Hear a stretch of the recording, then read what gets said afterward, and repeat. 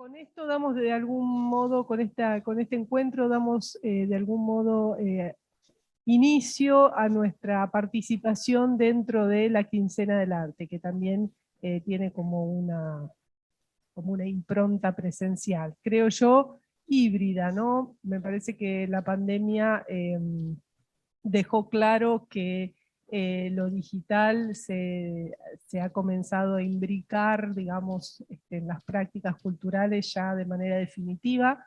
Veremos como todos los cambios de paradigma, cómo nos adaptamos, con qué velocidad nos adaptamos, qué lenguaje es más rápido que otros. Yo creo que esto que estamos proponiendo, esta charla que estamos proponiendo esta tarde, es probablemente una de las que ya sabe de lo que hablamos.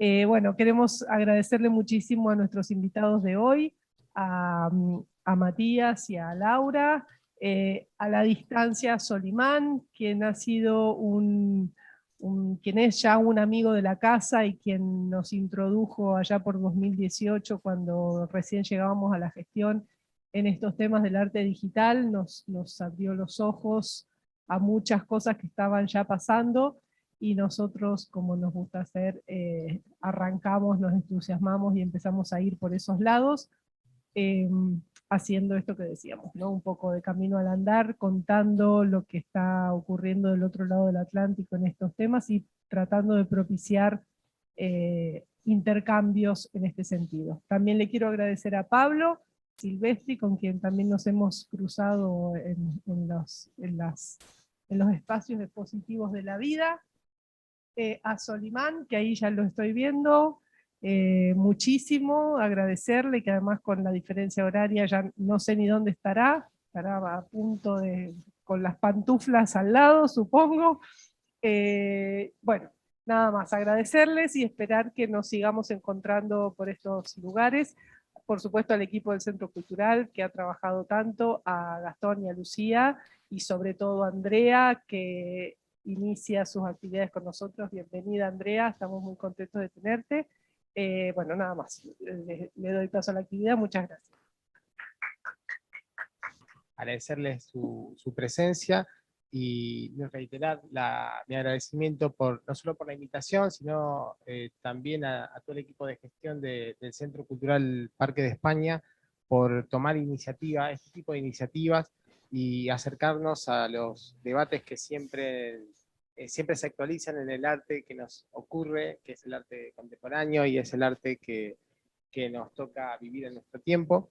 Y me parece que no es poco que las actividades del espacio inicien con una charla-debate, con un encuentro con 3 artistas que vienen trabajando con experiencias en entornos digitales y producciones en entornos digitales, precisamente en un contexto donde se está dando una especie de revolución, podríamos llamarlo de este modo, respecto de los activos digitales a partir de la tecnología blockchain y los productos como NFT, que es uno de esos productos que tiene esta tecnología. La idea es, ¿ahí se escucha mejor si acerco? Ah, ok. La idea de este encuentro es activar un poco el debate precisamente respecto de la inserción de las obras digitales y de la producción artística digital en las plataformas y en los medios de esta tecnología de blockchain, y particularmente en los NFT, que es uno de los productos que se desprende de esta tecnología, y que de algún modo le devuelve este aura en términos benjaminianos de original a las obras de arte digitales, a través de un proceso de criptamiento de estas obras, que las convierte en únicas y auténticas, y que posibilita todo un mercado digital, digamos, ya con una estructura bastante sólida en muy poco tiempo, digamos, que se pueden ver. Ya hay diversas plataformas, digamos, circulando a lo largo y a lo ancho del mundo, que permite que artistas que tienen producciones digitales, pero también que pueden digitalizar sus producciones o tokenizarlas, digamos, como para usar la tecnología que compete al encuentro, que puedan venderlas directamente en estos mercados digitales, pero también posibilita esta nueva tecnología la posibilidad de que las instituciones ligadas al campo del arte y los coleccionistas puedan hacerse de estas colecciones y adquirir e invertir en estos activos digitales que son las producciones artísticas que se producen en estos entornos. Bueno, antes de presentar a este panel y a los artistas que lo componen, me gustaría mencionar un poco una clave, un contrato de encuentro, digamos, para llevar adelante el encuentro, que me parece que es interesante. Si bien esbozamos una serie de preguntas que vamos a comentar, bueno, que como para activar un poco esta charla, me interesaría que no pensemos las intervenciones que cada uno de los artistas va a hacer como respuestas definitivas, sino más bien como intervenciones que intentan dar cuenta y conceptualizar qué es todo esto que tiene que ver con el criptoarte, que aún no tiene el estatuto de categoría, es un concepto en construcción, que lejos está de tener una definición acabada, precisamente, y probablemente también encuentre en esa indefinición su medio de realización. Probablemente nunca encontremos una definición única, porque en definitiva estamos hablando de arte y producción artística, y si hay una pregunta que no puede ser contestada de un único modo, es la pregunta de qué es el arte. Y si se puede contestar de un modo, la respuesta sería: hay muchas respuestas posibles.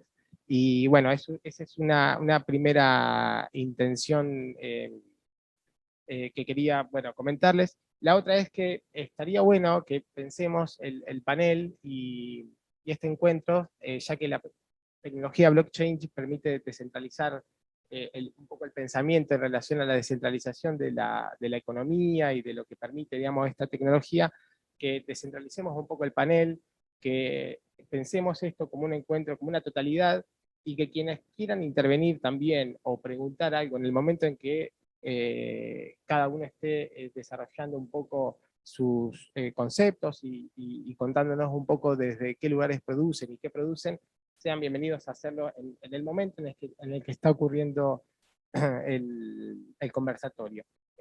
Digo, para no generar preguntas solemnes sobre el final y para generar una dinámica que me parece que sería un poco más interesante.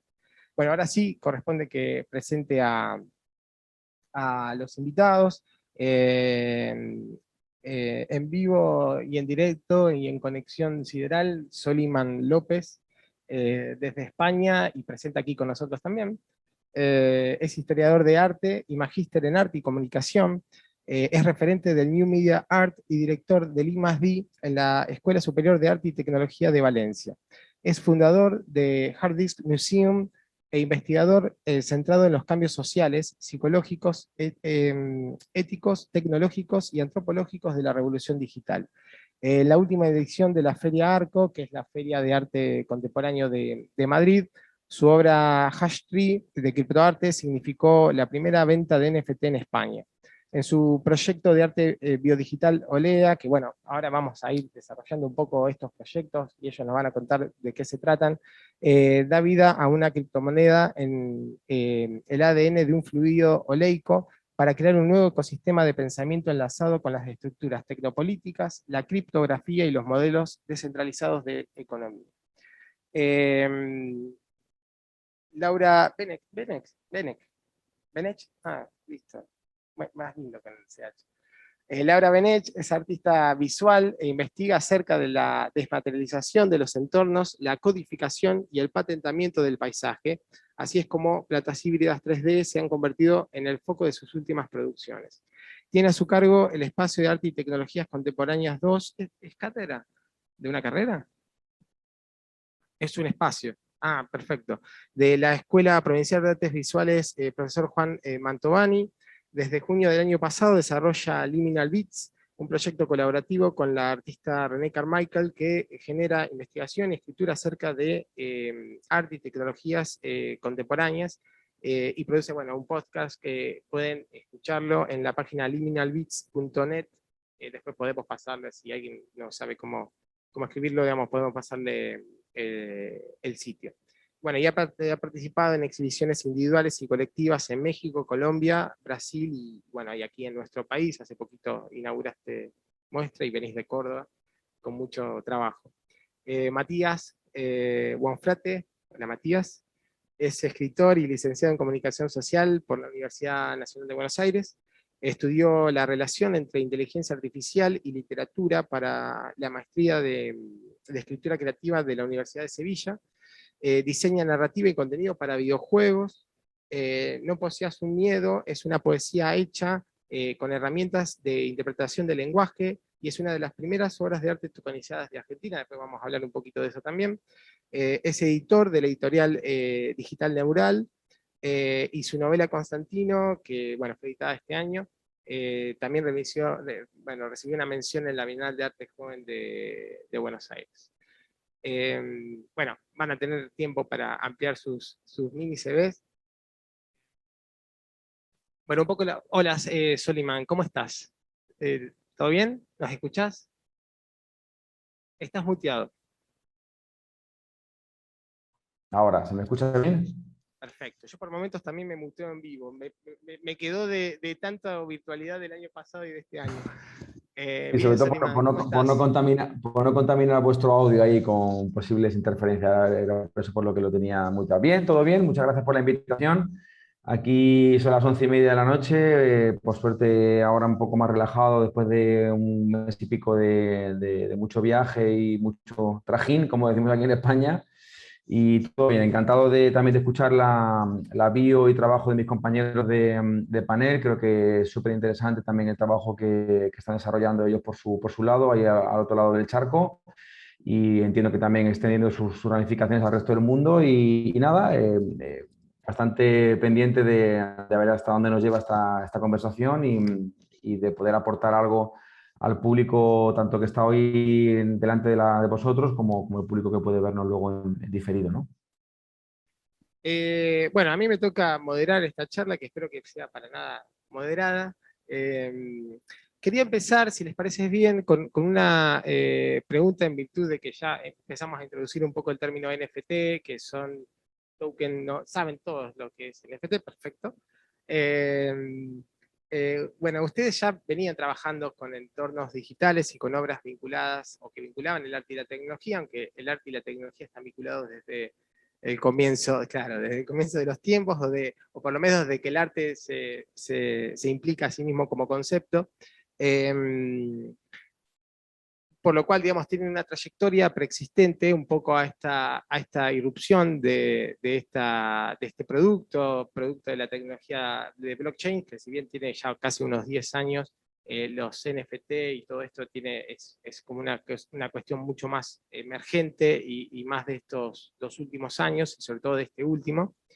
Me gustaría saber qué piensan de los NFT, o qué les interesa de los NFT, y sobre todo, digamos, bueno, qué pasa con la cuestión de los contenidos que se generan en NFT y el sentido de las producciones artísticas en este entorno. Y, por supuesto, si esta emergencia e irrupción de esta tecnología o de este producto, de algún modo, ha condicionado, ha cambiado la forma en que producen sus propias obras, o consideran que ha cambiado un poco la forma en la que el arte en nuestra contemporaneidad, digamos, se presenta. No sé si, Soliman, ya que estás con una doble presencia, ¿querés arrancar vos? Sí, ¿por qué no? Bueno, gracias por darme el inicio de la palabra. Bueno, para mí, yo hace ya en el año 2013 entendí que la producción contemporánea tenía un fuerte peso en todo lo que tiene que ver con la producción basada en archivos digitales. Es el motivo por el cual fundé en aquel entonces, a finales lo ideamos en 2013, se acabó patentando a finales de 2014. El Hard Disk Museum, que es un museo que alberga en su interior archivos digitales de cualquier naturaleza.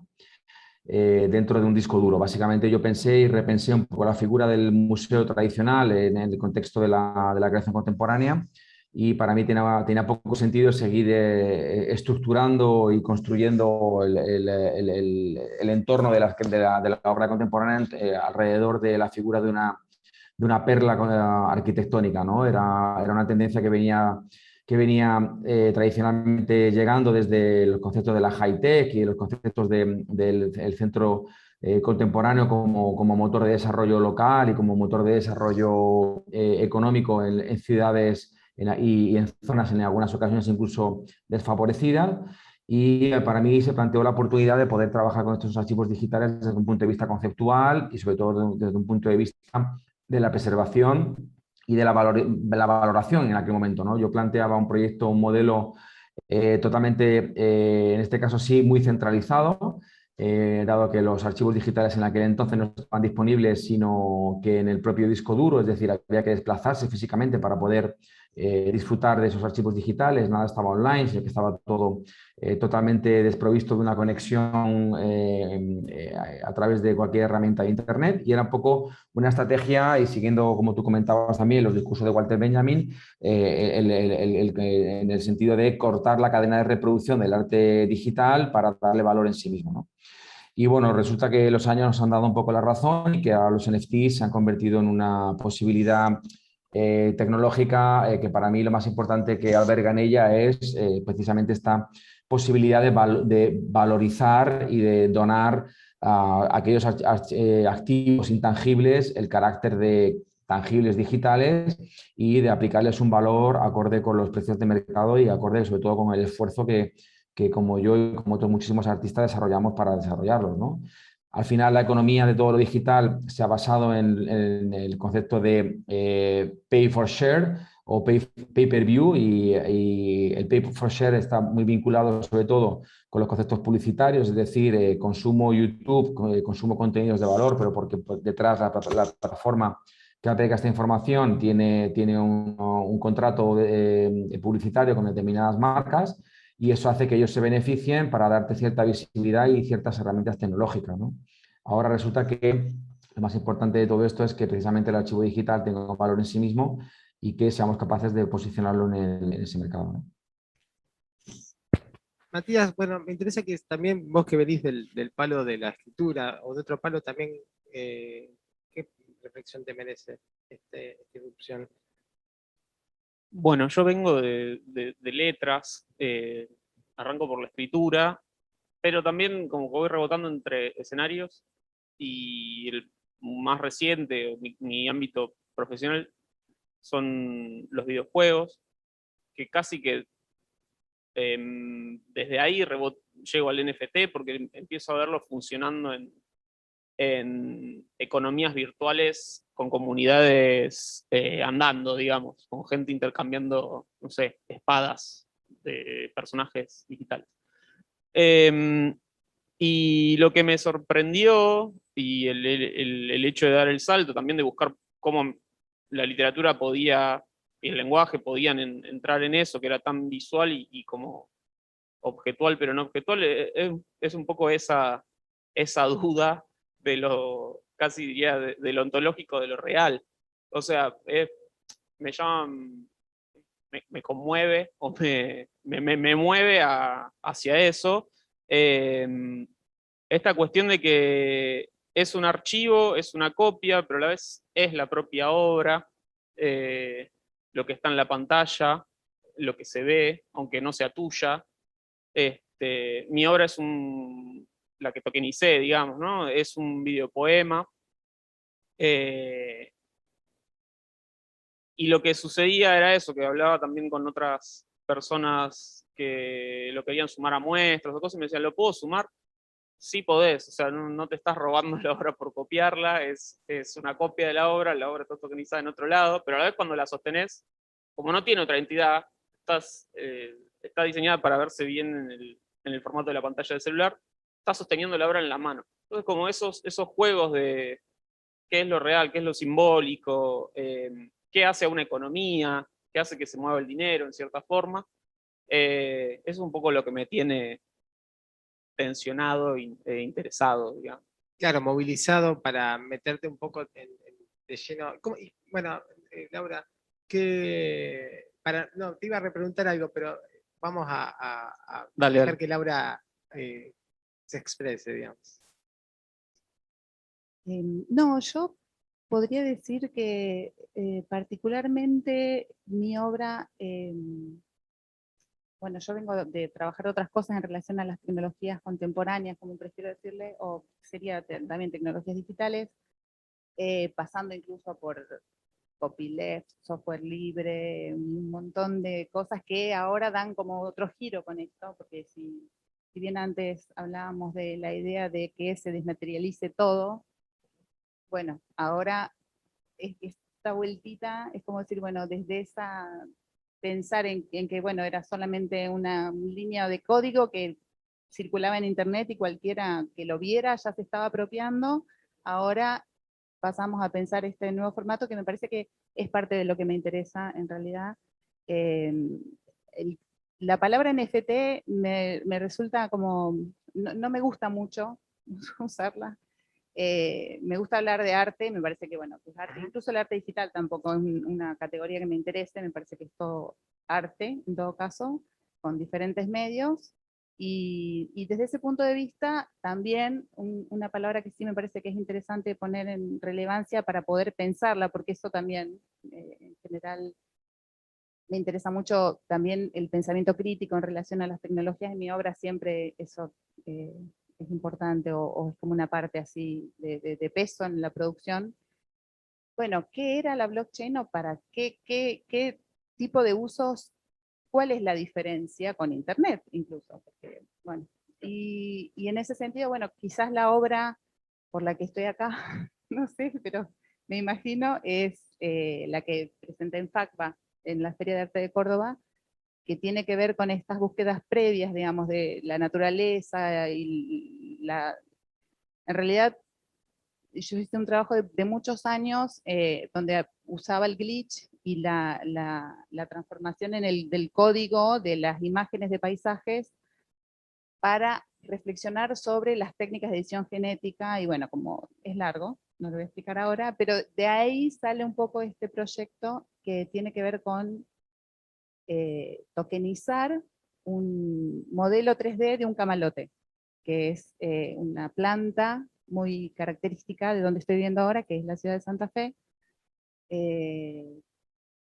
que la escaneamos aparte especialmente en un taller con unos ingenieros, fue todo, o sea, todo el proceso era como muy interesante parte de la obra, y entonces la obra esa, que es la que estaba en Córdoba, una de las que estaba en Córdoba, es la posibilidad de tokenizar, incluso trabajar también lo digital y lo físico, porque yo hice como un fósil artificial con el camalote para preservar el ADN, pero como fósil, no como código, y el modelo 3D para que se pudiera, suponiendo que no exista más, se pudiera Imprimir. imprimir de nuevo exactamente, y sobre todo jugando, que creo que ahí sí tiene que ver también con lo que dijiste vos, jugando con la idea de que hay como un mito de que la blockchain es para siempre. Va, a mí me suena como a un mito muy grande, porque no sé para siempre qué significaría, pero me pareció interesante eso. Entonces, bueno, si pensamos en que la blockchain trae esa característica, o una de sus características, no es la única por supuesto, bueno, esa fue un poco la idea. Igual pueden desarrollar un poco las formas de trabajo también, digamos, es un poco la idea también, digamos, que hablemos de arte, que hablemos de su propia producción artística, así que nada es muy largo, nada es muy extenso, y sobre todo es bastante interesante.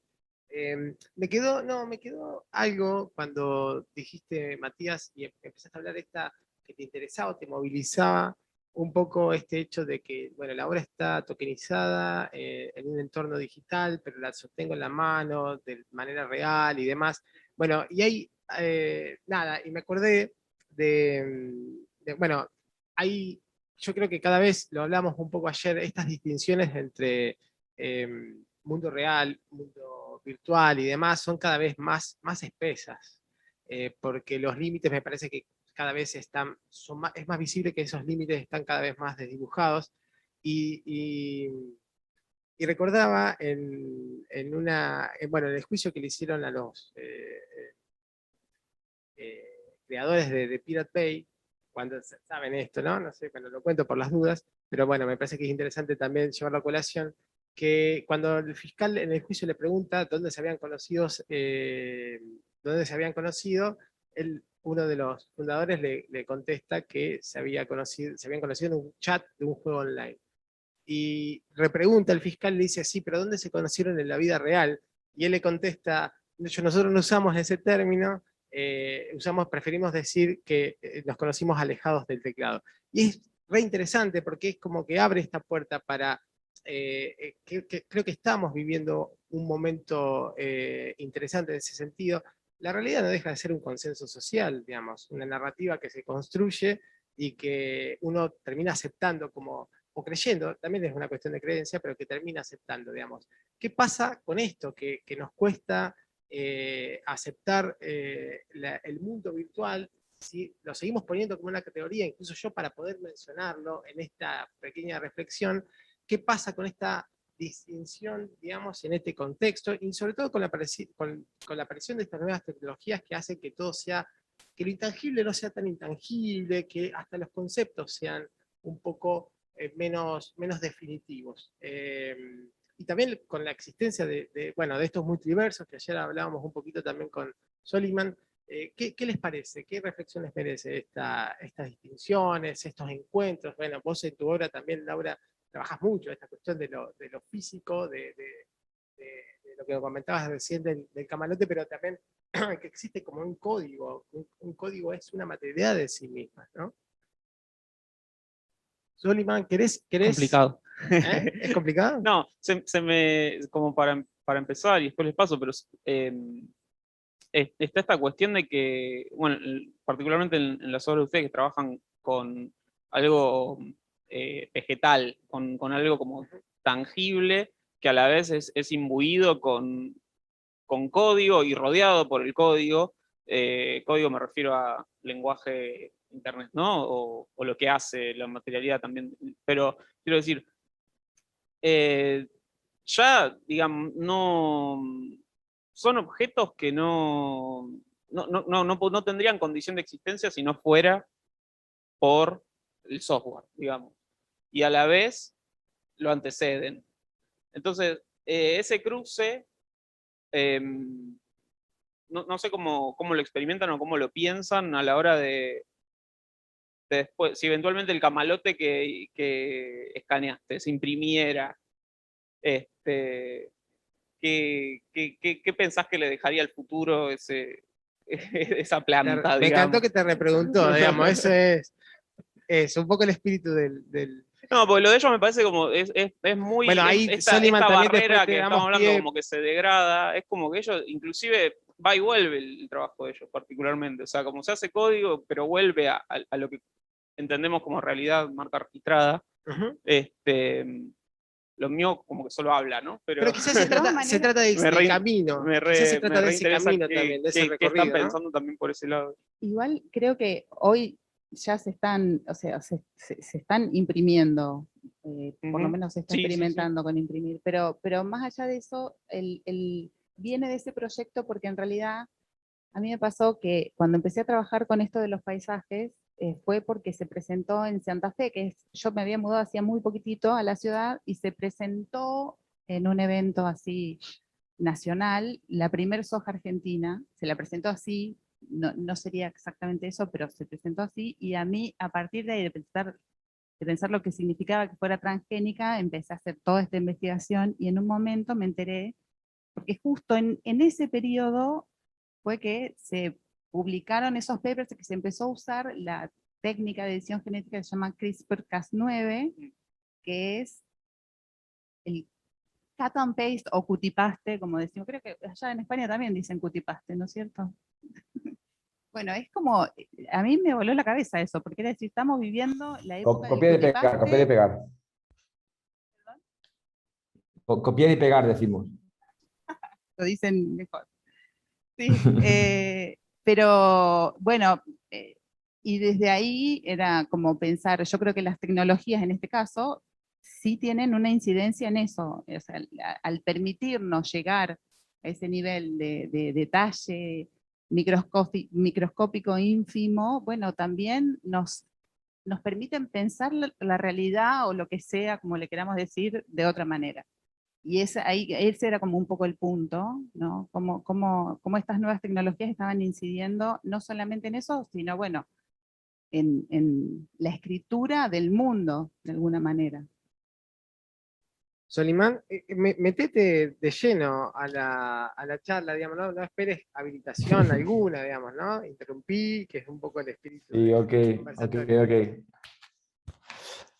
No, me da miedo un poco el decalage. Bueno, aquí creo que tengo cosas que aportar porque, bueno, es cierto que yo tengo una visión sobre las nuevas tecnologías y sobre la tecnología en general, de que es un proceso psicológico, sociológico, fisiológico y biológico de aceptar que somos, ¿no? En cierta manera, ¿no? Creo que todo lo que estamos viviendo a nivel de nuevas tecnologías es una evolución prescrita casi, que básicamente nos está mostrando nuestra propia esencia de alguna manera, ¿no? Y siempre pongo el ejemplo del universo, es decir, hasta la llegada del CGI y todo lo que tiene que ver con las previsualizaciones de grandes datos y todo lo que tiene que ver con la cuántica y todo lo que tiene que ver con los renders de grandes dimensiones, por ejemplo, no hemos entendido la dimensión del universo, ¿no? El universo hasta entonces era un vasto espacio con un montón de estrellas y de repente llega la computación gráfica y nos dice, no, es que este vasto universo es transitable gracias a una cámara 3D, ¿no? Y de repente podemos empezar a imaginar la magnitud que tiene ese espacio infinito hasta la fecha, ¿no?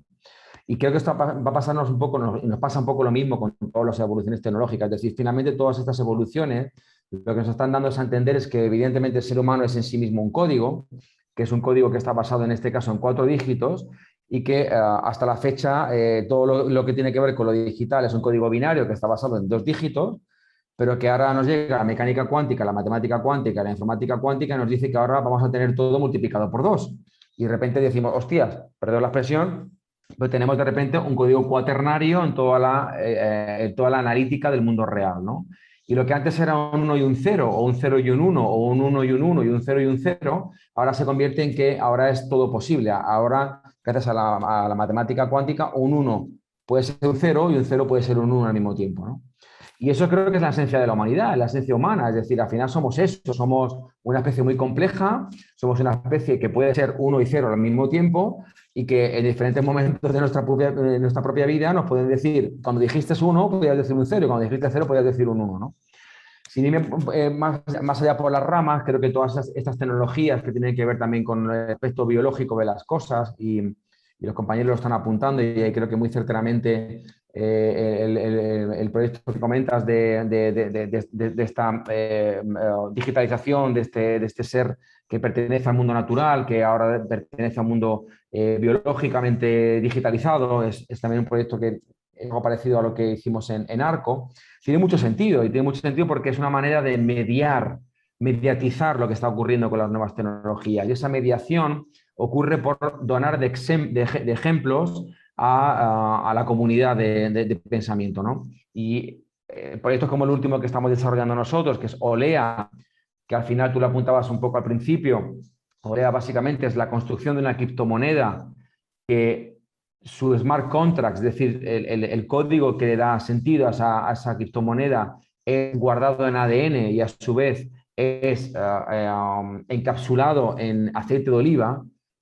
Básicamente para mí es un ejercicio de pensar que todo es posible, es un ejercicio también de mimetizar todo lo que tiene que ver con el mundo de lo digital e inocularlo en el mundo de lo natural y hacer un trayecto de ida y vuelta, ¿no? Para finalmente darnos cuenta de que todo es lo mismo, de que no podemos ser negacionistas en decir que la tecnología es artificial y que todo lo que el ser humano de alguna manera produce forma parte de una naturaleza global, ¿no? Y bueno, eso creo que es uno de los mensajes que tenemos que empezar a entender y en el sentido de empezar a aceptar que los NFTs son, por supuesto, volviendo un poco al tema de la charla, son parte de la naturaleza también del ecosistema de arte contemporáneo ya. No sé si Bueno. se me escucha porque veo la imagen congelada. Sí, sí, te escuchamos. Ok. Por un momento te congelaste, pero te escuchamos. Bueno, pero ¿qué pasa con los contenidos? Porque los NFT, digamos, es un producto que posibilita que cualquiera pueda tokenizar cualquier cosa que se le ocurra, pueda ser digitalizada. Bueno, ¿qué pasa con el arte? ¿Cuál es la relación esta?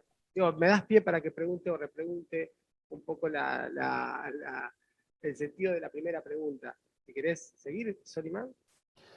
Bueno, para mí el sentido del NFT es la incorporación a la cadena de valor de la economía de lo intangible, básicamente. Para mí ese es el resumen. Es decir, el NFT es una herramienta válida para incorporar a la cadena de valor de todo lo que tiene que ver con lo intangible desde un punto de vista que, si hablamos de coleccionismo, cumple todos los requisitos, ¿no? El coleccionista, ¿qué es lo que quiere?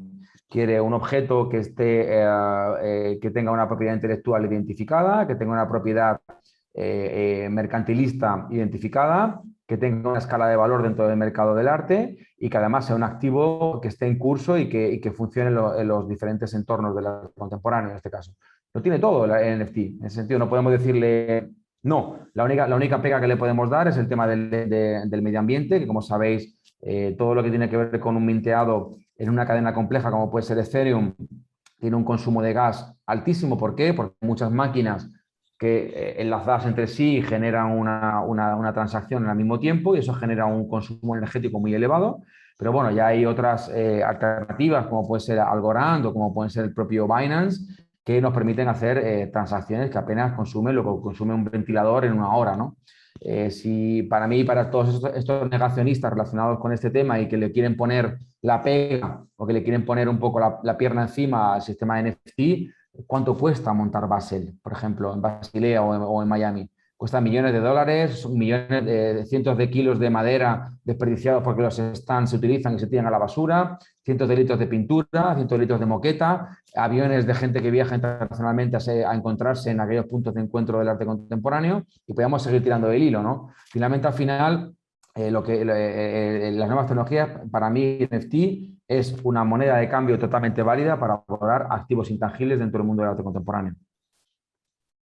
Sí, termina siendo como una forma de formalizar, o sea, programar el activo del intangible, ¿no? Como programar el contrato del intercambio simbólico, que es en realidad como lo que se está persiguiendo. O sea, en el caso del coleccionismo un poco pasa por ahí.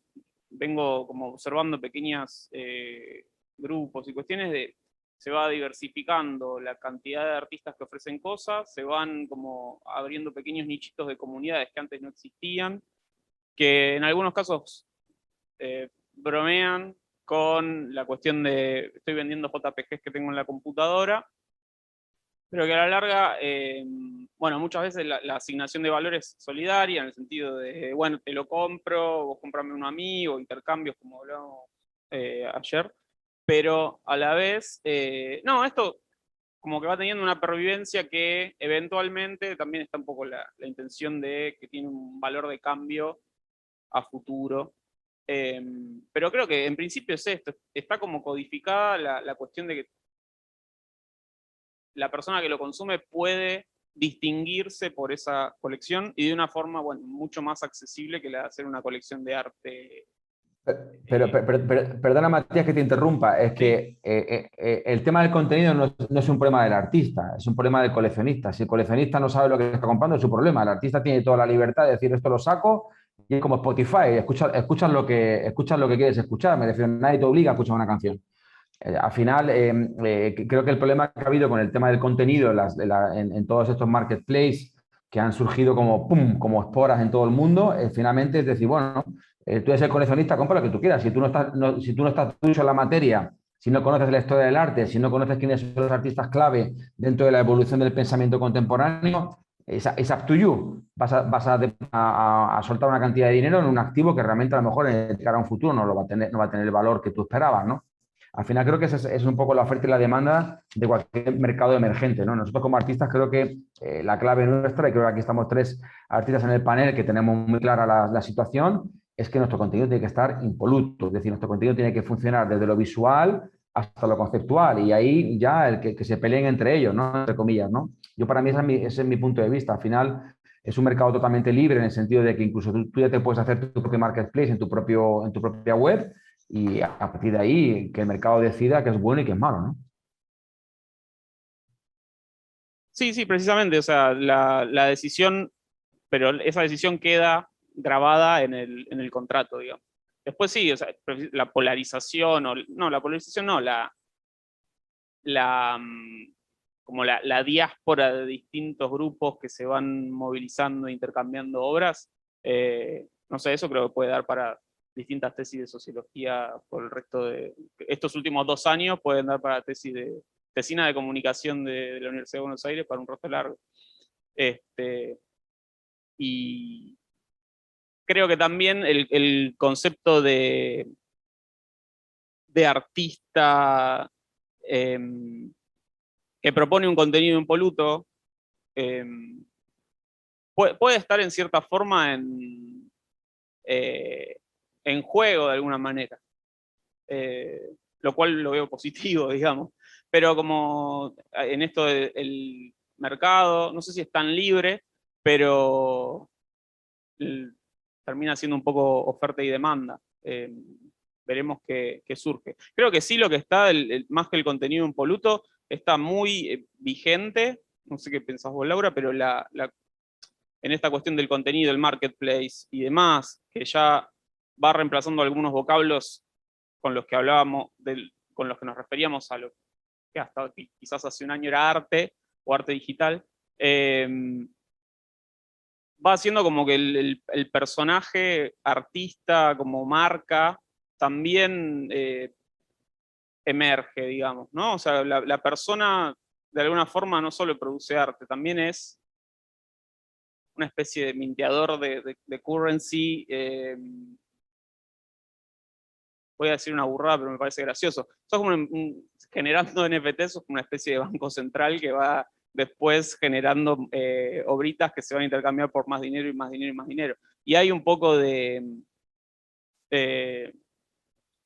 quiero extenderme mucho, pero me parece que el personal branding toma un rol a través de también las redes sociales y el apoyo de eso, que quien quiera participar de eso está un poco obligado a hacerlo.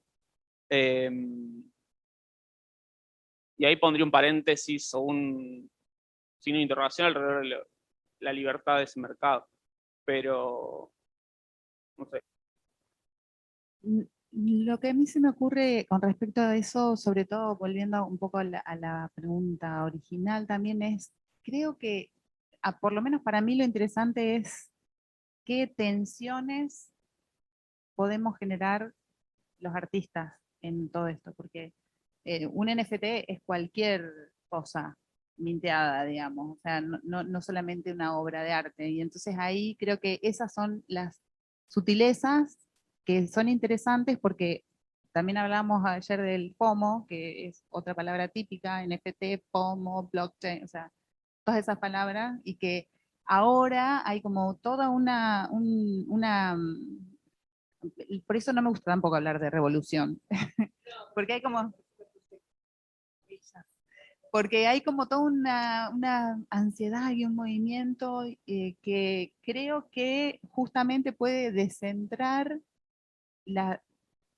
que también, bueno, qué sé yo, todo es parte, ¿no? Nos descentramos y también está bueno lo que uno encuentra cuando se descentra, pero creo que está bueno también, bueno, ofrecer unas reflexiones en eso, no solamente tratar de seguir la carrera y tokenizar todo, y, o sea, ¿por qué? ¿Para qué? No, igual me vale bien la aclaración en esto que están diciendo, que tampoco se trata de que esto como sistema o como mercado digital o como una nueva tecnología que aparece e irrumpe de este modo y se mediatiza del modo en que se mediatiza, vaya a reemplazar lo que ya existe, digamos, por lo cual, digamos, me parece que es interesante pensarlo como algo, como una onda expansiva, digamos, de algo que ya, sí. Sí, pero lo digo en el sentido de que viendo nuestro medio y la gran curiosidad que hay en este momento por todo eso, las grandes promesas también de hacer, de poder vivir de la propia obra, una utopía o sea, el gran sueño. Y creo que, no sé, cada uno tiene que pararse en su lugar y el nuestro es bastante difícil porque comprar un 0,001 Ether para nosotros es un montón de plata, no solamente porque tenemos que cambiar del peso al dólar, del dólar a... O sea, todos esos valores son parte de la cuestión desde cada lugar. Entonces, creo que no podemos tampoco hablar de los NFT como una cosa abstracta, sino que tiene que ver con todas estas cuestiones, más allá de lo virtual y lo real, o sea, tienen que ver sí o sí. O sea, para poder tokenizar hay que hacer todo un intercambio de valor y hay que tener esa moneda fiat, como también ahora, antes era la moneda, ahora la moneda fiat, hay que tenerla y es parte de la ecuación, creo. Y me parece que, o sea, yo no estoy diciendo que no hay que hacerlo, yo lo hice, No, sin duda, no estoy sin diciendo duda. que no, pero creo que es interesante generar ciertas tensiones en eso, no solamente... Pero cuando te referís a tensiones, son tensiones en cuanto a la producción artística, eso es estar inmerso en el lenguaje y poder problematizar todo esto que aparece para poder producir desde nuestro lugar, digamos, como artistas, o problematizar o tensionar, digamos, qué es lo que aparentemente supone esta nueva tecnología. Digamos, porque en todo lo horizontal y democrático y descentralizante que pueda aparecer esta nueva tecnología, parece que siempre tiene lugares de diseminación mucho más amable o encuentra lugares mucho más amables en las economías desarrolladas, por supuesto, digamos, la nuestra es una economía bastante hecha a pedazos, bueno, es un poco creo que lo que estás planteando un poco bueno, ¿qué pasa acá en este territorio, digamos? Tampoco es que la blockchain digamos, se controla o se monitorea con servidores y usuarios a lo largo y a lo ancho del mundo. Bueno, no sé qué pasa también, Solimán, o qué pensás al respecto, pero porque, digamos, aquí hay otro tipo de recursos también y otro tipo de economía, digamos. Eso no quiere decir que no sea posibilitante y que la tecnología no se pueda usar y que no lo podamos hacer. De hecho, estamos en presencia de dos personas artistas que lo han hecho aquí en nuestro país. Tampoco es el lugar de ponernos en el lugar de que no podemos, y no me refiero a eso, sino, bueno, ¿qué nos ocurre acá? ¿Qué pasa acá, digamos? ¿Cómo problematizamos eso? ¿Cuáles son las posibilidades en España, Solimán, digamos, si esto realmente tiene como se ha diseminado bastante a nivel regional? ¿Qué está ocurriendo allá? Bueno, ahora abordamos esa parte, que quería un poco andar en lo que comentaba Matías y Laura sobre el tema de la mediación. Es decir, el artista siempre ha mediado por su trabajo. Es decir, cuando leemos todos estos textos de que Picasso llegaba a Montmartre y estaba borracho y pegaba 4 tiros con una pistola al techo del bar donde estaba, eso era una mediación, era la alimentación de un alter ego, que era la figura de Picasso. Cuando Dalí se mesaba el bigote y se tocaba así, decía, el surrealismo soy yo, formaba todo parte de una mediación del artista, ¿no? Esa mediación, evidentemente, hoy en día es una mediación que está totalmente mediatizada en segundo nivel por las nuevas tecnologías y por todos los canales de comunicación que estas nuevas tecnologías nos ofrecen, ¿no? Hoy en día, a lo mejor, los líderes de opinión relacionados con los NFT son Twitter y Discord, ¿no? Son las dos plataformas que ahora mismo tienen como se llevaron el gato al agua. Twitter ha aumentado su ratio de consumo y de participación gracias a los NFT en un tanto por ciento, no te sabía decir, pero han aumentado su consumo muchísimo. Y bueno, al final hay que entender eso y finalmente es como toda la vida, es decir, o estoy o no estoy. Si lo entiendes, tienes que estar al 100%, y si no lo entiendes o no quieres ser parte de ello, te tienes que salir, ¿no? Eso por una parte. Por otra parte, el tema de las inserciones económicas, yo siempre soy muy crítico en esta parte, en el sentido de que sí es cierto que la tecnología nos alinea, es decir, al final todas estas grandes corporaciones tienen el piramidión de la pirámide al que todos miramos y al final nos conectamos todos a la gran mayoría de ellas, pero por otra parte también hay muchísimas tecnologías alternativas que están basadas en el open source y que están basadas en la comunidad y en la creación de contenidos alternativos, que creo que son la clave en las que tenemos que pensar. Es decir, el artista hoy en día tiene muchas posibilidades, el artista hoy en día es totalmente autónomo. O sea, estamos hablando de que hoy en día la economía de lo digital permite no depender de un festival, no depender de una galería, no depender de un museo, sino simplemente hacer un buen trabajo con tu comunidad y conseguir objetivos. Ha pasado y está pasando. Yo he visto pasar esa tecnología, yo he visto pasar como gente que yo no conocía de absolutamente nada, han empezado a vender obras de arte digital a un precio que yo jamás he soñado.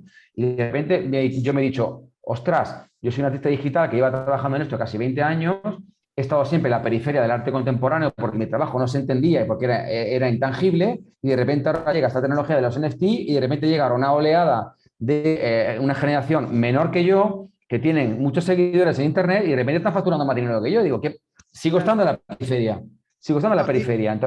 Igual esto que decís es interesante porque hablamos un poco de coleccionistas, de coleccionismo y de los coleccionistas, de qué coleccionan los coleccionistas precisamente, pero digamos, ¿cuánto de que este mercado emergente, digamos, se pueda sostener o sea una realidad, depende de la generación de audiencias por parte de los artistas o de comunidades por parte de los artistas? ¿O hay algo que de por sí en el coleccionismo se está generando, que genera esta demanda, digamos, o pasan las dos cosas, ocurren las dos cosas? Para mí todo pasa por una naturalización del ecosistema, es decir, hay que naturalizar, es decir, cuando nosotros hicimos el acto simbólico que significó en Arco, la Feria de Arte Contemporáneo en España, vendimos la primera obra a través de una galería, o sea, yo no negué la figura de la galería como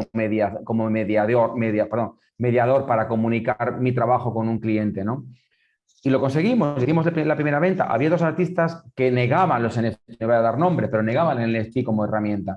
Hay que valorar, o sea, hay que directamente decir, el NFT ha llegado para quedarse, vamos a naturalizarlo y aquí ya empezamos a jugar todos en la misma liga. No importa que seas argentino, que seas brasileño o que seas europeo o español. Finalmente tienes un contenido que tiene valor o no lo tiene y que puede estar minteado en Europa, en España, en Francia, en Alemania o en China, me da igual. Pero al final el contenido es lo que va y al final llegará un cliente que te dirá, me encanta tu discurso, me gusta tu background, me creo tu historia y te voy a comprar un NFT. Yo creo que al final eso es lo que tenemos que empezar a plantear como no sé, ese tipo de discurso lo planteo también con otro tipo de problemáticas sociales, ¿no? Todo lo que tiene que ver con la homofobia, la violencia de género. Hay que naturalizar las cosas, es decir, todos somos iguales, por lo mismo aquí, es decir, todo el trabajo tiene el mismo sentido de estar en un ecosistema, ya que la oferta y la demanda elija cuál es el que tienes que comprar, ¿no? Con respecto a lo que decías, no sé si sabes que existe una moneda que se llama Tesos Sí. y una plataforma que se llama ISETNUNC, Sí, que creo que también es parte de esto, justo de lo que estamos hablando, porque es una plataforma hecha y una moneda que sale de Brasil, justamente tratando de que, bueno, creo que esas cosas, esos gestos también son interesantes, como decir, bueno, ¿cómo puedo participar yo de esto? Porque si quiero participar de esta manera, no puedo. Me resulta un poco más inalcanzable que a otros. Y entonces creo que son las cosas que me parecen interesantes de este momento, porque también, retomando lo que ya hace bastante también que dijiste, lo del medio ambiente, que creo que se generó una discusión muy poco productiva, o sea, una discusión que fue muy fea, muy polarizada y banalizada, y que sí creo que es interesante pensar en eso, y sí creo que es el momento aparte de plantear esos temas, como esta otra, como que aparezca ISETNUNC y que aparezcan todas estas otras cosas como parte de la palabra ecosistema, que me encanta, porque es un problema de la blockchain inherente, digamos. Es más, estaba leyendo que Vitalik, creo que se pronuncia uno de los creadores de Ethereum, decía que la blockchain tiene como 3 problemas que son básicos, que como que tensionan, que es la descentralización, como la capacidad de producir más y la seguridad. Entonces, si se quiere hacer que sea más, que consuma menos, termina siendo más centralizada. Y creo que una blockchain muy centralizada a mí me parece que es un problema. Es lo menos de hecho, lo que nos interesa es justamente esta capacidad o lo descentralizante inherente en la tecnología, sí. Digamos, conceptualmente es menos interesante. Hablando de coleccionismo, me interesaba retomar esto, que también blockchain surge la tecnología, primero para el dinero, o sea, desde el paper original de Bitcoin, y después se agrega la cultura, que es un poco como casi a la inversa de lo que fue Internet, que tuvo una gran explosión de compartir cosas y de copiar no sé qué, y después empezó a ver cómo eso se convertía en distintas expropiaciones originarias en campos de consumo y de venta. Y como que siempre está circulando como primero viene la cuestión del dinero, gestionado por energía que se va consumiendo cada vez más y descentralizado. Creo que también esas tres propiedades que decías son las que van gestionando de alguna manera un nuevo escenario para el arte. Creo que ahora con Tesos y algunas cuestiones más, un poco más nuevo que lo nuevo. O sea, en esto que hablamos de que pasa todo muy rápido, porque el hit, cuando vos mencionabas esto de las cosas que conviven, los dos mundos, digamos, a tal punto que el hit que hizo que el NFT llegara al gran público fue desde Christie's, casa de subastas de arte tradicional súper establecida, que medio abrió un poco el corral, digamos, para que pasen muchas más cosas. Pero bueno, también habilitada por la institución del coleccionismo de arte tradicional, de alguna manera, o una de las. Y todo esto vinculado a mantener circulando dinero, digamos. Sí, es que lo repito porque está bueno también no mantenerlo sabemos presente. qué hay detrás de estas ventas exorbitantes tampoco, digamos, no sabemos qué hay. Mínimamente sabemos que lo que sucede es que se hable de esto y sucede, pero también puede ser algo, no sé, bueno, que me gustaría que retomemos un poco, ¿se entiende? ¿Estamos bien? ¿No? Porque nosotros estamos recopados acá arriba y... Sí, ¿no? sí. No. Sí, bueno, gracias.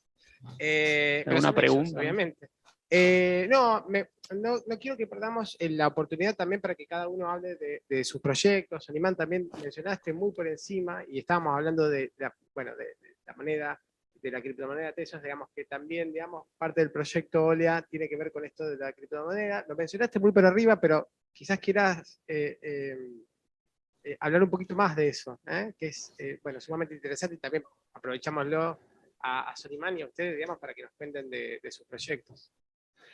Bueno, pues, OLEA surge un poco, sobre todo en el entendimiento de diferentes lenguajes, ¿no? Al final, cuando empiezas a trabajar y Laura ya también ha experimentado, por ejemplo, también con el tema de la biología y todos estos lenguajes que se pueden tocar con lo digital, yo entiendo cómo las economías hoy en día, de alguna forma, significan otra cosa, ¿no? Es decir, cuáles son las economías representativas del humano, ¿no?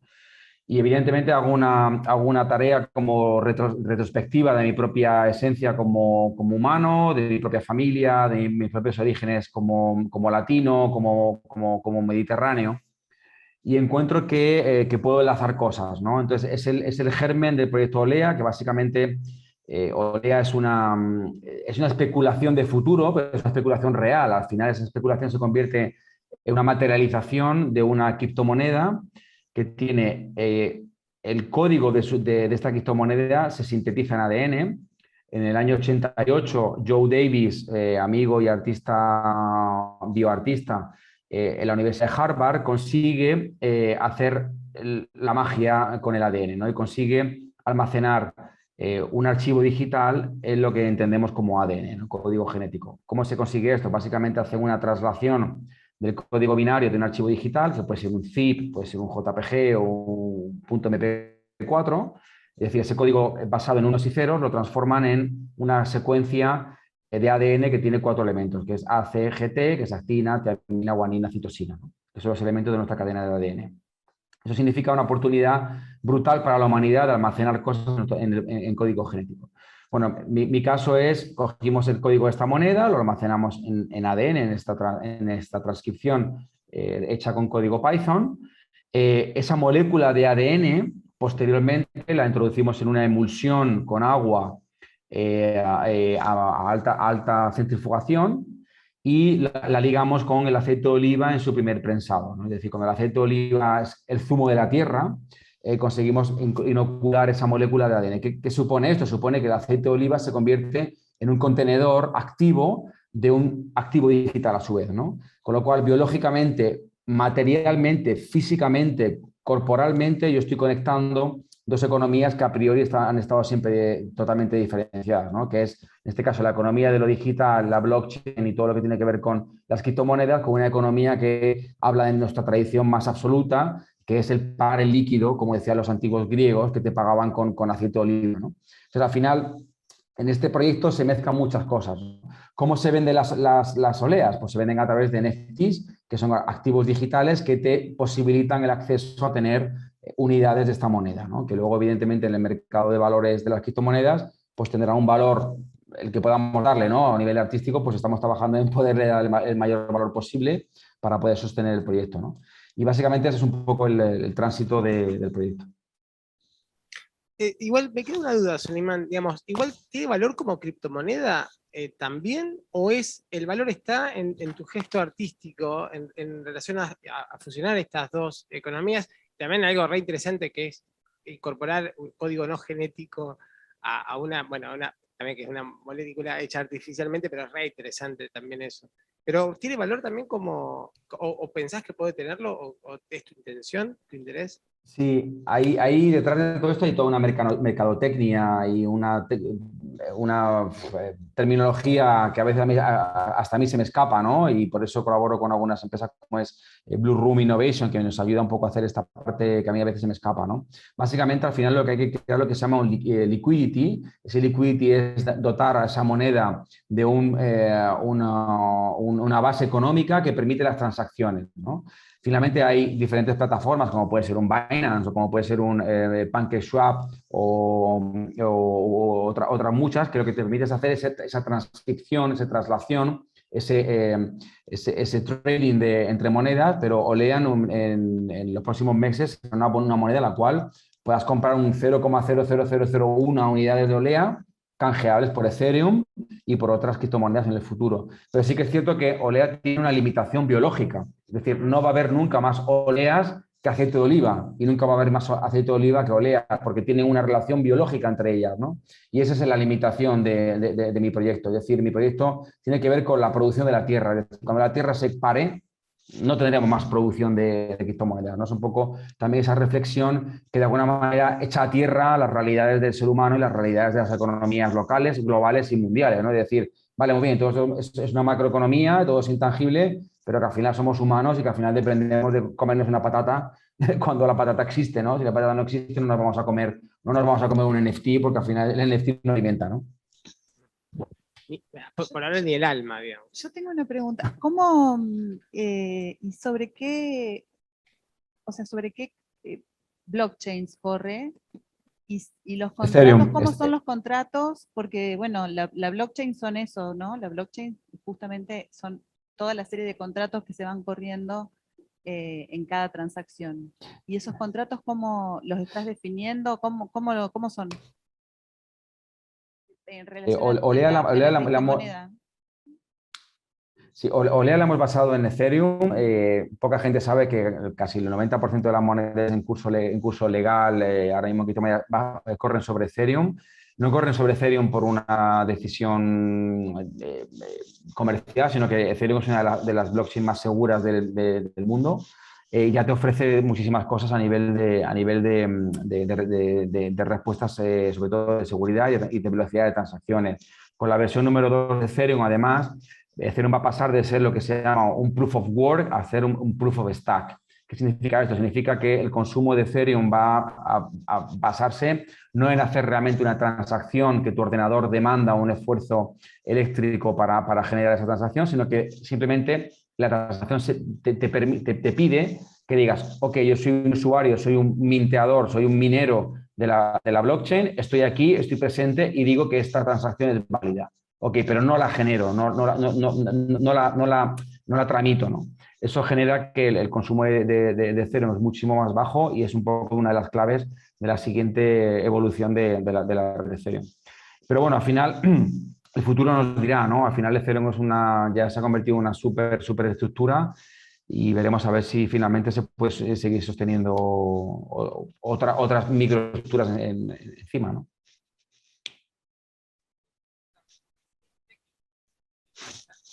Perdón. Laura, me gustaría, si te interesa, teniendo en cuenta que hay puntos de encuentro y evidentemente intereses comunes con Solimán, digamos, si podés ampliar un poquito acerca de tu producción, digamos, lo que acabas de contar de los camarotes, o si querés hablar también un poquito de Liminal. Sí, pero no sé, lo que te interese, pero me encantó lo del camarote, me parece que viene al caso y está bueno que también hable un poco de tu producción. No, lo del camalote, bueno, pensé que ya lo había dicho. No, digamos, pensé, No como sé si hay dijiste una que había parte- un proceso extenso y a mí me interesaba lo del proceso de Solimán, vos dijiste, me quedé con eso, yo me quedo con lo que no está, obviamente, me dijiste que había todo un proceso extenso que no valía la pena contar aquí ahora. Si no vale la pena, no vale la pena, no hay que forzar, y si no, es... ¿no? No. Lo del proceso era del proyecto anterior, que es el de paisajes, digamos, que Ajá. como que yo lo veo como todo ligado, que son diferentes proyectos. Y en realidad lo del camalote es como más, creo, comparando, ¿no? con lo que nos contó recién Solimán, es como lo que yo estoy diciendo es más un gesto, porque yo hice un fósil artificial, pero un fósil en una caja de vidrio con resina, o sea, no incorporé ningún, digamos, el ADN, es como... No, pero no en términos de comparar, sino en términos de que hables de pero lo lo tuyo. digo por las dudas, Ujú. y en realidad, bueno, la idea del proyecto era eso, como quizás preservarlo, porque se llama colección reservada aparte, o sea, hay una preservación ahí, considerando esto de que la blockchain guarda todo para siempre, pero bueno, también poder abrir como algunas preguntas en relación a eso, ¿no? Porque me parecía muy interesante lo que recién decía él entre el juego del el aceite y el NFT, o sea, la tierra y la blockchain. Y de alguna manera sí, creo que ahí sí hay un punto en común, porque a mí también me interesaba pensar eso, o sea, cuánto dura ese para siempre de una blockchain, y tampoco para romantizar la naturaleza, pero sí pensando, o sea, el proyecto previo, que es largo, que yo decía que no tiene sentido, eh, a mí me hizo pensar mucho en alguna de esas cosas, también sin ponerlo en un lugar dramático, pero sí en pensar que, bueno, que estamos escribiendo la naturaleza o lo que entendíamos por naturaleza, que ya no hay más distinción, o sea, cultura y naturaleza son lo mismo, pero en ese proceso de escritura, bueno, si lo hacemos consciente, quizás por ahí algunas decisiones las tomamos de otra manera, ¿no? Como un poco apuntando a eso. Y el camalote, cuando yo, o sea, la primera elección tuvo que ver con que es la planta que se ve Claro. más común allá, pero además el camalote es una especie que es del Amazonas, y también me parecía como un juego, un chiste, no es un chiste, pero bueno, una Sí, una ironía, interesante metáfora sí. y una ironía, porque, bueno, todo lo que está pasando con el Amazonas, pero además los camalotes, yo cuando busqué información en internet, me aparecieron un montón de noticias que eran muy graciosas, precisamente de España, de lugares donde el camalote se había vuelto una plaga, pero inmanejable, y lo presentaban como el enemigo. Las noticias eran impresionantes desde ese punto de vista. Entonces yo pensaba, bueno, hasta puede ser como un chiste contracolonial si nosotros desde acá de Argentina estamos preservando justamente esta especie, pero bueno, tiene que ver más con eso. Claro, como los hipopótamos de Pablo Escobar, digamos, que salieron esas noticias de que eran una especie de peligro, digamos, para el ecosistema propio de ese lugar.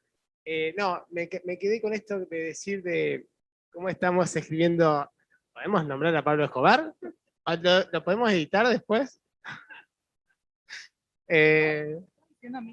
No, jamás. Puedes decir Pablo López, Pablo López. No, me encanta como poética, incluso cuando decís, bueno, estamos escribiendo el mundo, digamos, sin duda, el mundo lo escribimos, lo pensamos, hay toda una episteme en términos de cuál es el conjunto de conocimientos que hacen que interpretemos el mundo de una forma o de otra, y cuál es nuestra relación con ese mundo que creamos. Y ayer jodíamos un poquito con Matías y vos sobre que, bueno, todo lo que es Internet y las tecnologías y todo lo que es inherente a, volvamos a mencionar, el mundo virtual es el ejercicio de escritura no creativa más grande hecho jamás. Y me parecía interesante también retomarlo, digamos, también como chiste, pero también para que nos cuentes un poquito, digamos, o amplíes un poco, bueno, No poseas un miedo. del poema que me parece que es reinteresante. Bueno, y también cuál fue el proceso de tokenización y por qué, digamos, decidiste hacerlo. Bien. En sí, la obra que está tokenizada es un poema. A mí me interesan los lenguajes y la transposición, o sea, las condiciones de pasar de un medio a otro, digamos. Venía trabajando con literatura, a eso le fui sumando experimentos con programación, vinculado a esto de la escritura no creativa, que está en bueno, uno de los exponentes de Goldsmith, pero hay muchos otros, pero bueno. Y esta cuestión de empezar a ver, bueno, ¿qué puede escribir una computadora por sí sola? Y más que trabajar el hecho de la computadora como herramienta para escribir, es empezar como una especie de escribir con, medio como si fuera un ping-pong, digamos, bueno, yo escribo este verso, se lo mando a la computadora, lo proceso con algo, ¿qué me devuelve? En ese ciclo de cosas, empiezo a estudiar un poco lo que es programas de, entre comillas, inteligencia artificial que generan narraciones, que no es una disciplina de lo que comúnmente conocemos como literatura digital, sino que es de las ciencias de la computación. O sea, son más, en vez de escritores tratando de usar computadoras, programadores tratando de hacer que las computadoras escriban, como el espejo en alguna forma, digamos, ¿no? Y leyendo un poco de eso, empiezo más a ver qué condiciones materiales tiene la producción, que nos lleva un poco a lo que hablábamos del medio ambiente y demás, qué condiciones materiales tiene la producción así, y un poco una idea, no me acuerdo, puede ser de Tiselli o puede ser de Gold, no sé, pero alguien en algún punto mencionaba la cuestión de que una computadora a la larga es minerales por los que pasa corriente y transforma ceros en unos ese pasaje de corriente. Entonces, un ejercicio fue, bueno, si este mineral yo le paso corriente y habla, ¿cómo hablaría? Y ahí sale No poseas un miedo, pensando un poco, bueno, si a estos minerales se les agregara inteligencia artificial. La computadora en realidad no es una máquina de tecnología, sino que es el mineral más viejo de la Tierra hablando, ¿cómo hablaría? Y el poema, primero como poema, jugando con la compu y viendo qué se hace, y después también hay que pasar. La primera pregunta es, bueno, ¿y esto en las condiciones de exposición hoy que son tan visuales? ¿Cómo juega la poesía? Bueno, hay que volverlo una imagen, porque o sea, si no existe Twitter, Instagram es rey, digamos. Entonces, lo convierto en una imagen animada de texto, que termina siendo una obra para Instagram Stories de un centro cultural que en pandemia estaba organizando algo digital. Y como que el paso siguiente, muy al poco tiempo de seguir leyendo, fue el tema de la tokenización, que ya era un poco esto, como devolver ese texto digital a una inscripción digital mayor de alguna manera, como darle entidad en la blockchain, y ver también cómo vivía ahí. Llego no tanto pensando en el mercado, sino en el hecho de que pudiera estar inscripto, o sea, que el poema que yo había escrito se volviera a inscribir en una red más grande y de alguna forma permaneciera ahí registrado. Pero de nuevo, como cierre, digamos, siempre pensando en esto, en cómo el lenguaje hablado, escrito, se puede ir transformando o se debe ir transformando según condicionamientos y restricciones para existir en otros o acoplarse a otros lenguajes. Y así, bueno, computadoras, piedras que hablan. ¿Lo subastaste? No. Estuvo un tiempo y como que voy jugando, lo subasto, lo Ajá. apago, le pongo precio fijo. Hay algo que, claro, como una cosa, una especie de juego para mí de ver qué pasa. Pero también hay como condiciones un poco de la literatura con respecto a las artes visuales y demás. Y esto que habla, quizá probablemente ahora debería probar con Tesos, que es lo más nuevo y donde hay unas comunidades un poco más que juegan. Inclusive pensé que en vez de hacer un solo poema debería subastar cada verso y que, bueno, no sé, comprarlos todos y armarlos, no sé, estrategias de marketing que pasan en el supermercado que se pueden llevar al arte. Pero algo que me quedé pensando con respecto a la ubicación en estos marketplace, plataformas o pseudogalerías digitales, como queramos llamarlo, era esto de yo estaba con primero un poema en algo donde todos hacían unas cosas increíbles, visuales, animadas, fantásticas.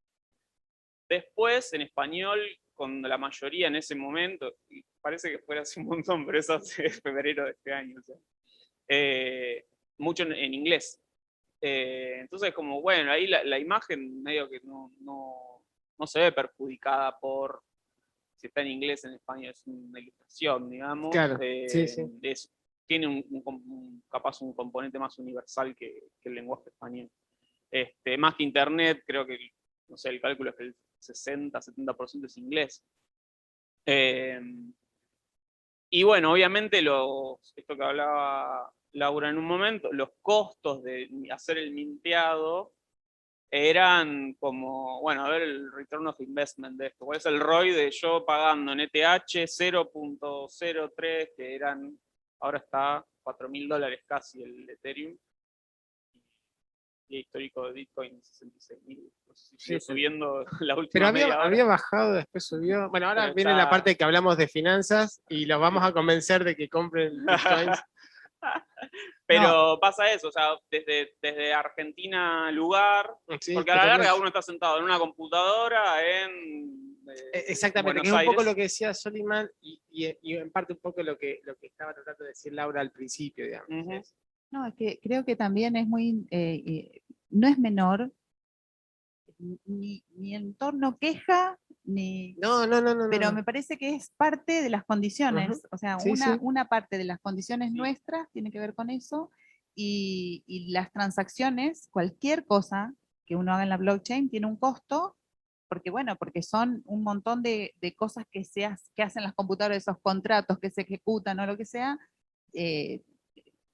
Sí, el gas. son, para que se mueva, pero el eso, banco nos lo cobra de otra manera y esto te lo ves ahí como, sale esto, que mi plata y llega. es plata. O sea, una transacción, depende de qué, yo en todas probé, en todas las que compré. Sí, Ahora voy a probar la de Soliman. Después pasamos data. No, yo hace poco le recomendé a un artista que tokenice y empezamos a averiguar un poquito y sí, eran costos para nosotros, costos Y también cuando no hay costos, como siempre, lo que es gratis, el producto sos vos. Entonces, hay marketplaces que te ubican. Bueno, si tu obra se vende, vos te queda el 5%. Pará, yo hice pero comparar el trabajo que tienes con una galería, que la galería tradicional se queda con el 50% de los beneficios de la venta. Estamos hablando de que un marketplace se queda alrededor de un 10%. Vamos, en la diversificación de marketplace hay muchas opciones, esto dice Laura. O sea...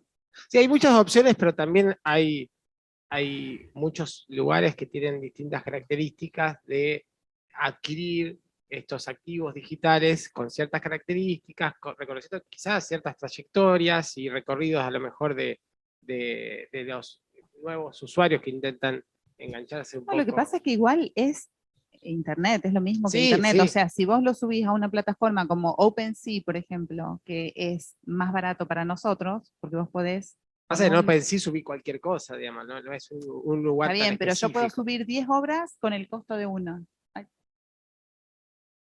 No, nos pidió... No le digamos nada, pero sabemos que va al baño. Vos subís una, o sea, vos pagando una, podés subir un montón más. Y si subís a otras, no sé, Foundation, por ejemplo, cada gesto que haces, tenés que pagar ese gas. Y para nosotros, hay momentos donde es muy caro. momentos donde a lo mejor no tanto, pero también encima tiene una fluctuación. Entonces es muy complejo desde ese punto de vista, creo que eso no es menor para nosotros. Por ahí, $100 en Estados Unidos es una cosa y $100 en Argentina es otra. Sí, Sí, lo que sí sucede. es, yo creo que acá hay mucha creatividad, digamos, hay programadores increíbles, digamos, pensando en estas plataformas de programación, pero sobre todo también hay mucha producción artística y hay producción artística muy buena. Sí, sí. Ayer te quería preguntar, pero como no te pregunté ayer, te lo pregunto ahora, no sé si es ¿Vos no te considerás, cómo te definís? ¿Como escritor? Persona, no humano. No, No, pero si sos un holograma, todo el mundo sabe yo que soy, Soliman está vía... en general, escritor primero. Sí. Inclusive para lo laboral. Soy un escritor que piensa videojuegos, soy un escritor que piensa UX. Claro. No, porque esto es un gesto pero es muy... una queremos cuestión. tenerlo nosotros en nuestro campo, me parece, ¿no? No te merecen, los escritores no te merecen. No, alguna vez la literatura en no la te merece. Bienal me parece que me habían preguntado o nos habían preguntado si nos consideramos artistas, y ahí ya es un poco más complejo también. Escritor tiene algunas acepciones más técnicas, si se quiere, que favorecen posicionarse ahí. Igual pregunto yo también tengo más de curioso. la historia de la literatura. Tampoco hace falta definir la actividad propia, digamos. Es también un poco, hay una cuestión de autoría dando vuelta y después lo que uno produce se mediatiza en distintas plataformas, sean virtuales o no. Eso siempre sucede un poco así. Bueno, se ha extendido demasiado esto. Sí, porque la mayoría de las preguntas que hice son las que no tengo anotadas, okay. Pero quiero hacer la última que no tengo anotada, que tiene que ver con cuando empezamos a hablar de coleccionismo y Soliman hizo esa intervención sobre que, bueno, no es un problema de los artistas que suben y demás, pero quería preguntarles, ¿nuevas tecnologías o esta nueva tecnología genera nuevos artistas? Sí. Puede ser rápido, seamos rápidos. ¿Sí o no? Rápido y conciso, sí.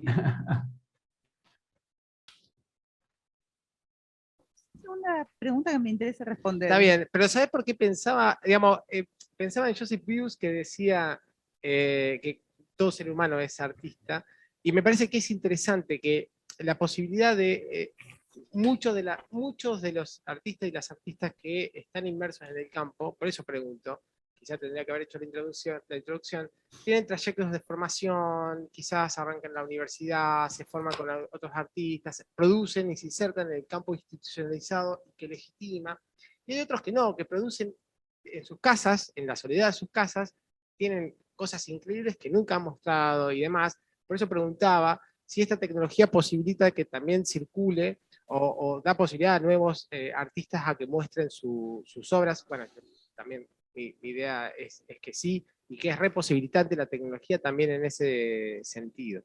Pero bueno, a modo de cierre, que ya nos hemos extendido. Si puedo intervenir, no sé si me escucha porque ¿sí? tengo un poco como conexión. Sí. ¿Escuchaste un poco Perdón, lo que charlamos porque recién? está como, tengo como ahí. Sí, perdona. No, creo que sí, creo que no crea nuevos porque, bueno, sí, ¿se me escucha o no? Sí.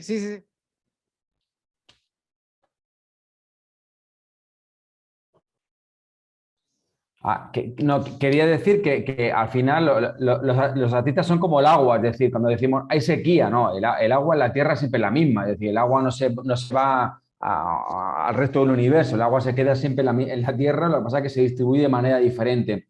Y básicamente los artistas en el mundo siempre serán los mismos, lo que sí que creo que esta nueva tecnología lo que hace es que los visibiliza de una manera mucho más evidente y porque las oportunidades son mucho más variadas y mucho más evidentes, ¿no? Así que la respuesta, ¿hay nuevos artistas? No, pero sí visualmente sí que son mucho más presentes. No, yo creo que genera igual nuevos artistas, porque la tecnología, este tipo de tecnología posibilita otro tipo de emergencias también. Y me parece que es interesante pensarlo también un poco, sobre todo porque las instituciones se arrogan también los derechos esos de formación de ciertos artistas, o de la formación artística, digamos, yo también que vengo del ámbito de la universidad, me parece que es interesante también reconocer esos trayectos que no son propios de las instituciones y que quizás estas tecnologías que hoy posibilitan estas mediatizaciones nuevas también generan la posibilidad de que se generen nuevos, que se animen gente que quizás produce en su casa y nunca ha tenido algo para mostrar en el circuito, nunca ha tenido acceso al circuito o a la universidad misma por una condición socioeconómica incluso, poder pensar que en estas plataformas uno puede mostrar, que tiene que ver con la circulación, ni siquiera tanto con la venta y el mercado. Pienso en la circulación de estas imágenes en el ámbito o en el entorno digital. ¿Sí? ¿Querías decir algo, Soliman?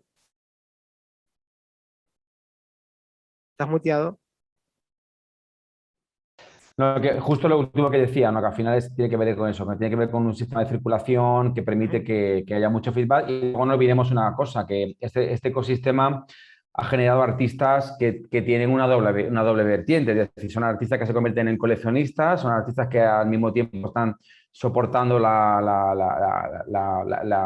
el ecosistema, ¿no? Volviendo un poco a la palabra que nos ha gustado tanto, y que creo que es una figura totalmente nueva la que está emergiendo ahora mismo. Ahora, ¿son artistas que se van a quedar para siempre? El tiempo lo dirá, como todo en la vida, ¿no? Al final sí que es cierto que todos tenemos todos tenemos nuestros 5 minutos de fama y lo que hay que decir es, bueno, pues 5 minutos de fama hay que aprovecharlo lo mejor posible para que se conviertan en una vía de fama, ¿no? No se conviertan en simplemente una aparición estelar en un programa de turno, ¿no? Está bueno lo que dice, pero lo que quería decir, porque creo que tiene que ver también, es que más allá de la circulación, siempre también podríamos volver al principio del principio, que hablaste, que dijiste que es el arte, que el arte no tiene una definición única, y que siempre aparece la cuestión de la legitimación. O sea, la circulación por sí misma tampoco, para mí...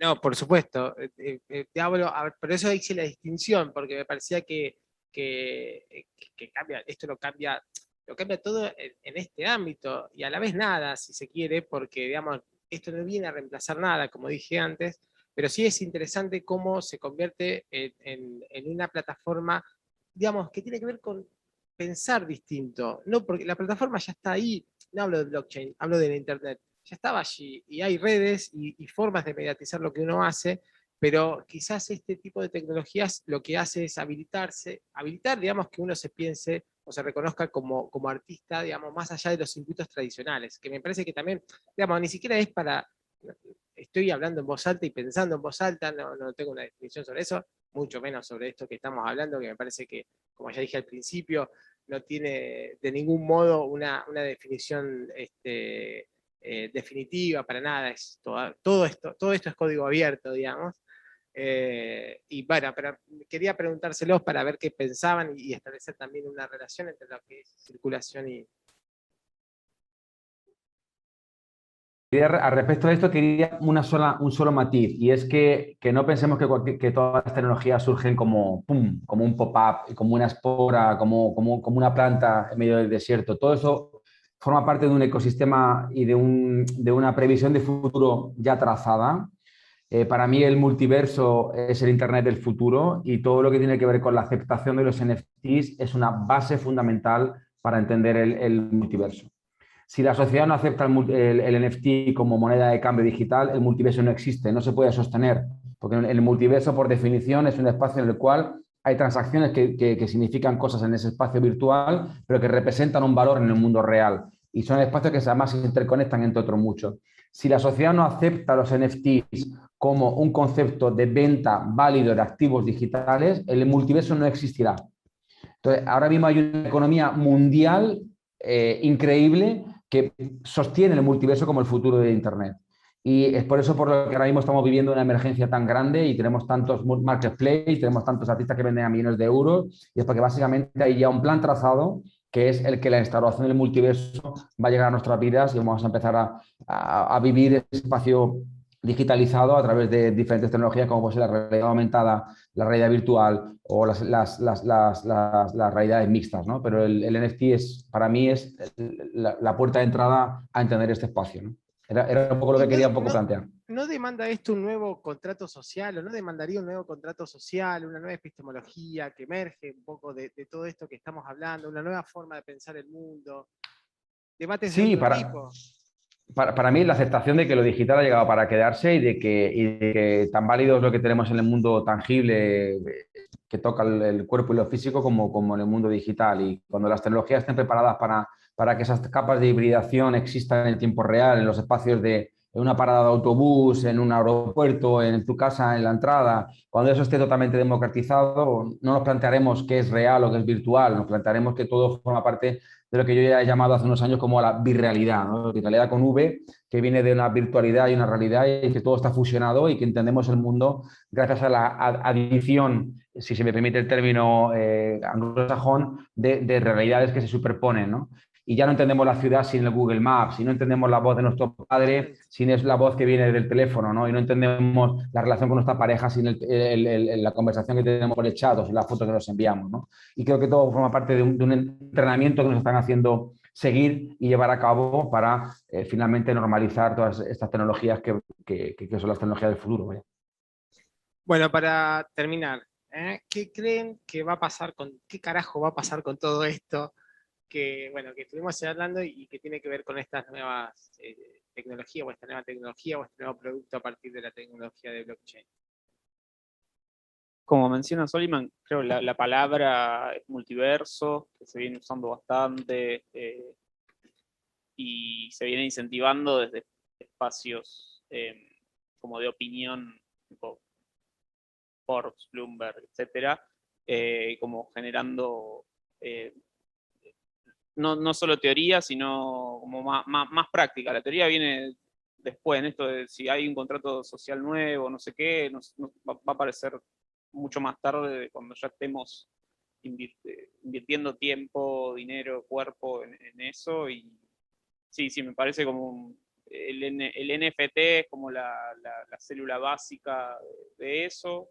Ahí tiene que ver todo con más economías virtuales. Ahora lo loco es que, bueno, pegó por el lado del mercado del arte, que capaz no es tan loco porque es precisamente un intercambio, un comercio y de valor simbólico.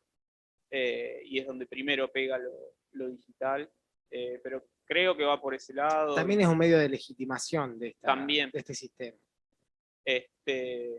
Pero sí, creo que va a seguir por ese camino, digamos. La expresión del roce con el arte es como la primera y en la que mucha gente salió a ver qué podía hacer en ese escenario, ya sea como artista, como pirata, como falsificador o como comerciante. Pero me parece que este fenómeno, no sé cómo, pues es un poco lo que me interesa llegar a ver, pero un poco lo que les comentaba, en videojuegos tiene otro cariz y otra, no me quiero extender, pero como que ahí se amplía un poco la cuestión y esa es la palabra. Hoy le decimos multiverso, capaz en 5 años es otra, ¿viste? Como pasó con internet, van cambiando los nombres de las cosas, pero digo, el concepto va por ese lado. Yo me parece que no me interesa especular qué va a pasar, porque no quiero tampoco pensar cosas ni feas, ni tampoco ser como Heidi o no sé qué personaje ingenuo completamente, no me sale. Pero sí creo que es interesante, bueno, lo que decía recién también él en relación, creo que el arte tiene que ver con la posibilidad también quizás de construir ciertas metáforas, ¿no? De poder ponerle imágenes, algunas metáforas, y entonces creo que lo más importante es ser conscientes de eso y para mí yo pondría la palabra tensionar, digamos, más que especular qué va a ser, decir, bueno, ¿qué podría hacer yo? ¿Cómo puedo colaborar en esto? Que eso no se puede hacer especulando. Para mí hay que poner el cuerpo digital, híbrido, lo que sea, digamos, poner el cuerpo también es tokenizar, ¿no? La carne en el asador. Bien. Pero bueno, eso sí me parece que es importante en este momento, pero especular no, porque puedo discurrir entre la Pero, distopía y la... A mí hay una se frase especula que- tanto con la blockchain que no vamos a especular nosotros acá en este, No, en que este especular panel. después de todo es como medio, creo que la etimología es medio subirse a un lugar alto para mirar más lejos. Ujú.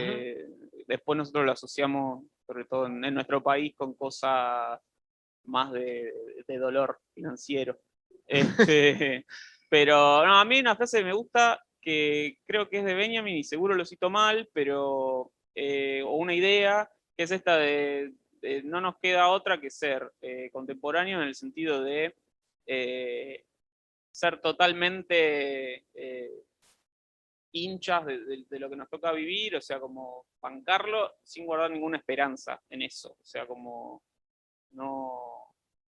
y eso te abrió un poco, bueno, ni apocalíptico ni integrado, o creo que es Haraway que dice como mirar con los dos ojos, porque las ilusiones ópticas de mirar con uno solo son peores que las que generan mirar con los dos, entonces me parece que es eso, y un poco lo que hablábamos ayer de somos o más animar de las humanidades, de las artes, todo esto, que se involucren, porque es donde se debate después el Sí, sentido totalmente. común. Y todas las personas que estamos acá arriba y en la pantalla, esta cuestión de sabemos todo lo malo y a la vez estamos como buscándole la vuelta de cómo acercarnos, digamos, que muchas veces desde humanidades como no, esto es malo y me retiro. Y ese gesto de retirada puede ser muy complicado. Te toca el cierre, Solimán. Complicado, complicado. No, sí, bueno, para mí cuando hablamos de especulación si abstraemos la palabra de todo lo que tiene que ver con las economías, es sobre todo, para mí es una palabra que a mí me parece muy bonita en el sentido del punto de vista del artista, ¿no? El artista tiene que ponerse en tela de juicio todas las estructuras que le acompañan. Al final, volvamos un poco a la palabra new media, ¿no? ¿De dónde viene el new media? El artista que trabaja con los nuevos medios. ¿Qué significa eso? El artista que trabaja con nuevos medios es un artista que ocupa espacios. El media existe per se, Internet ya existía hasta que los artistas lo ocuparon para hacer net art. Y es una metáfora que viene incluso del arte urbano. Es decir, el arte urbano, lo urbano ya existía y el artista se apropia del espacio urbano para crear el arte urbano. Y lo mismo ocurre en Internet y lo mismo ocurre ahora mismo con la blockchain. Y creo que al final nosotros como creadores y como personas que tenemos un grandísimo privilegio, que es el tener hoy una audiencia que nos escucha, el tener mañana una exposición de gente que viene a ver, el tener mañana un libro que se publica en torno a nuestro trabajo. Creo que es un espacio de poder muy grande y que solamente nos permite una opción, y es la de ser críticos con lo que está pasando, ¿no? Y en ese sentido creo que el mundo del arte es una herramienta magnífica para poder desarrollar este tipo de pensamientos, y por eso yo hablo de la especulación, porque la especulación te plantea como un Blade Runner, ¿no? Como esa película que de repente empiezas a ver cosas que parecen futuristas y que de repente 20 años después son reales. Te plantean un poco esa manera de ver el mundo hacia un futuro. Y básicamente yo me quedo ahí en ese sentido de decir que las tecnologías no somos los propietarios de ellas, porque los artistas no ocupamos nada. Perdón, no somos propietarios de nada, pero sí ocupamos muchos espacios, ¿no? Y esa ocupación creo que desde los límites de la legalidad somos capaces de poder resignificar en muchos ámbitos, ¿no? Y sobre todo abrir una nueva oportunidad a nuevas generaciones, a nuevos creativos, a nuevos grupos de trabajo que están creando cosas desde su laboratorio, desde su garaje, como nos han visto ver desde Silicon Valley, para de alguna manera construir cosas nuevas, ¿no? Yo creo que finalmente lo fundamental de las nuevas tecnologías es entender el lenguaje. Es igual que el poeta que es capaz de hacer poesías porque entiende el castellano o el inglés o el ruso de una manera muy avanzada, es capaz de hacer poesía, capaz de hacer rimas e incluso de escribir con las estrofas. Pues para mí es lo mismo. La tecnología hay que entenderla desde su máxima expresión. Creo que estos eventos como el de hoy en día ayudan muy mucho a que la comunidad entienda de una manera mucho más profunda de qué estamos hablando y trabajando. Y finalmente para mí el futuro es eso, es entender la tecnología y llevarla a su terreno y acercarla a nuestras realidades propias, ¿no? Vuestra realidad en Argentina, mi realidad en España o en Europa, y cada uno donde pueda en su entorno de trabajo, ¿no? Pero bueno, al final para mí la tecnología hay que abrazarla, hay que entenderla y sobre todo sacarle su máximo rendimiento dentro de nuestras posibilidades, ¿no? Bueno, gracias. Y gracias a a los artistas que componen el panel y gracias por la escucha.